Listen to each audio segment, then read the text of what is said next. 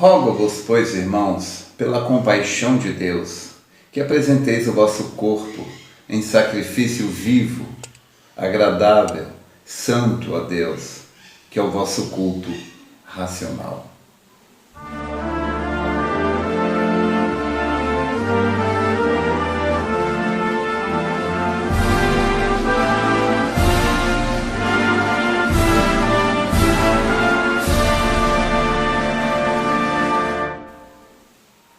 Você sabe o que é um culto racional?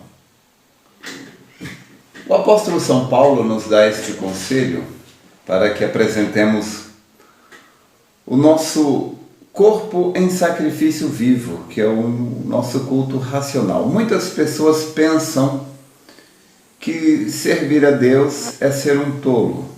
Muitas pessoas não servem a Deus, elas se julgam inteligentes e pensam que os cristãos são tolos. Nada poderia estar mais longe da verdade do que isso. Na verdade, as pessoas mais inteligentes e as mais sábias são aquelas mais devotadas a Deus. Isto é a verdade. Jó, no seu capítulo 28, verso 28, diz que a sabedoria de Deus nos traz o temor, o respeito a Deus. E a inteligência nos faz nos desviar do mal, do pecado, da transgressão. Porque a pessoa inteligente, bem instruída, bem orientada, pessoa sábia, ela sabe que nós vivemos em um tipo de dimensão na qual se colhe aquilo que se planta. A Bíblia fala de pessoas que, porque elas não são punidas logo após o erro, elas continuam errando, elas continuam pecando, porque elas imaginam que, como elas não foram punidas imediatamente após o erro, então que elas conseguem se livrar da punição. Então, assim, os jovens começam a roubar, políticos a desviar verbas, cônjuges infiéis começam a trair os seus parceiros, empregados começam a defraudar o patrão e assim sucessivamente. Então, eles até mesmo se julgam espertos, inteligentes, porque fizeram algo e não foi preso por isso, não foi punido por aquilo. Mas o que eles deixam de entender é que não importa se alguém te viu ou se alguém não viu, se alguém te puniu ou alguém puniu, a própria vida tem o seu sistema de recompensa e punição.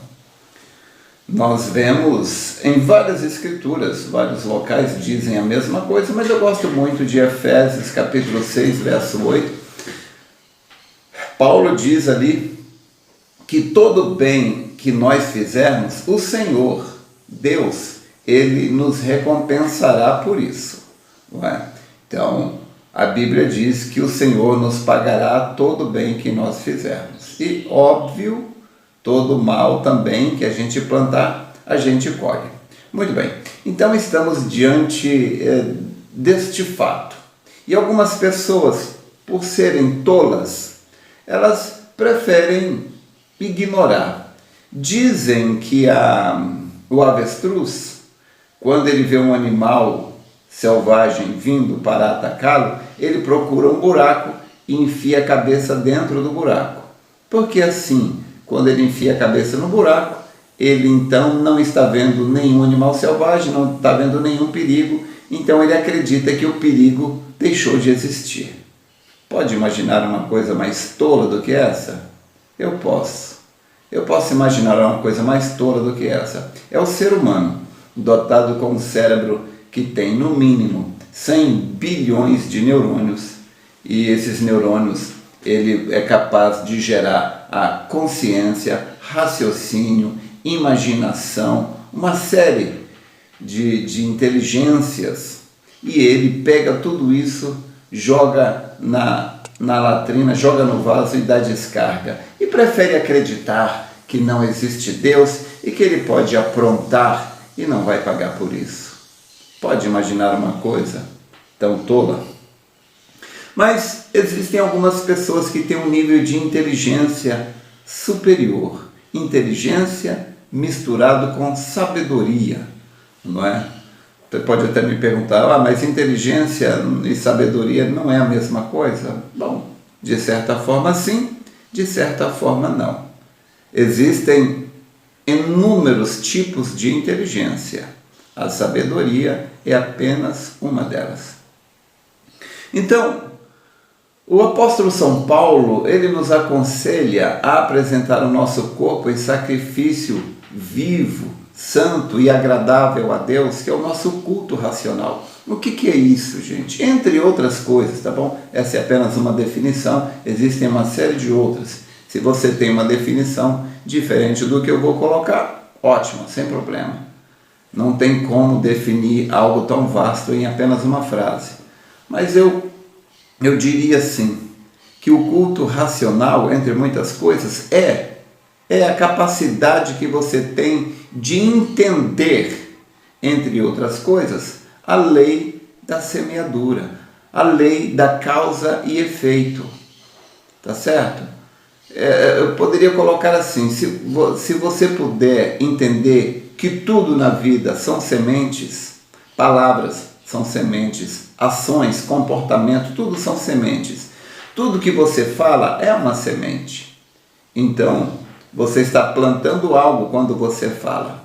E você vai colher aquilo, ou bem ou mal. Assim também as ações. Não é? Em Êxodo capítulo 20, ali nos 10 mandamentos, Deus fala que ele visita a maldade do homem, até mesmo nos seus filhos, até a 3ª e 4ª geração.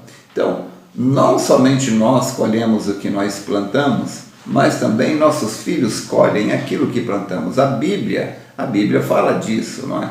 Então a gente pode ver que os filhos de Davi, a descendência de Davi, embora muitos deles erraram, porém Deus ainda manteve eles no trono, a linhagem de Davi no trono, por causa do bem que Davi fez, porque Davi honrou a Deus. Já você vê reis que foram maus, como Jeroboão e outros, Deus mandou eliminar toda a semente. Então, nós, através do raciocínio, através da inteligência, nós chegamos a este fato aqui, incontestável, que uma pessoa, ela deveria honrar a Deus, nem que fosse somente por inteligência. Porque Deus, ele é bom para aqueles que o temem, para aqueles que o buscam. Então, nós podemos ver em Lamentações, capítulo 3, verso 25, a Bíblia nos diz que Deus é bom para aqueles que se atêm a Ele, para a alma que o busca.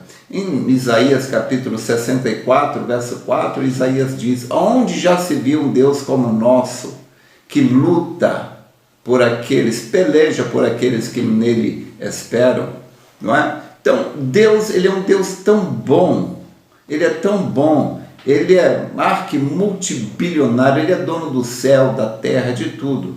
Agora, não teria muito sentido para ele ter tudo isso, todo esse poder, se ele não pudesse ter com quem compartilhar, a quem ajudar. Então ele nos criou aqui, nos colocou aqui na terra, nessa dimensão humana. Somos humanos, somos falhos, somos carentes, necessitados muitas vezes.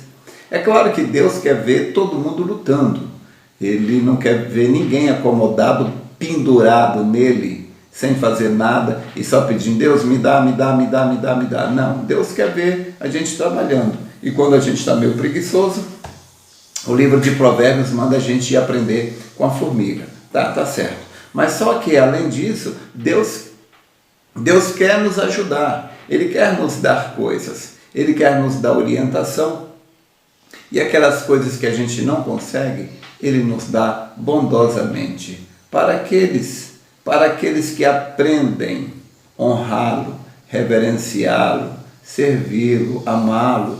Então, este culto racional, que é você sujeitar todo o seu corpo, não é, a Deus, você não entregar o seu corpo para sair aí pecando, não é, bebendo, fumando, mentindo, prostituindo, adulterando, enganando. Não, Deus, ele ama tanto o ser humano que ele quer que a gente honre um ao outro, respeite um ao outro, né? Então, é um culto racional. A nossa vida deve ser um culto racional. Deus quer que a gente seja justo, correto e temente a Deus. Deus quer que a gente ame a Ele sobre todas as coisas e o próximo como a nós mesmos. Se fazemos isto através de uma decisão racional, de um bom senso, então Deus nos recompensará por isso. Então, pense, pare, analise. Eu sei que nós não servimos a Deus com o cérebro somente, nós servimos a Deus com o coração, com a alma, porque Deus quer que nós o amemos de coração, alma e espírito. Mas se você ainda não o ama deste modo, então sirva a Deus pelo menos por inteligência e persevere em ler, como disse Paulo, persevera em ler, estudar, aprender, e você, por certo, o amará, e você o servirá através de um culto racional. Espero ter te ajudado. Deus te abençoe.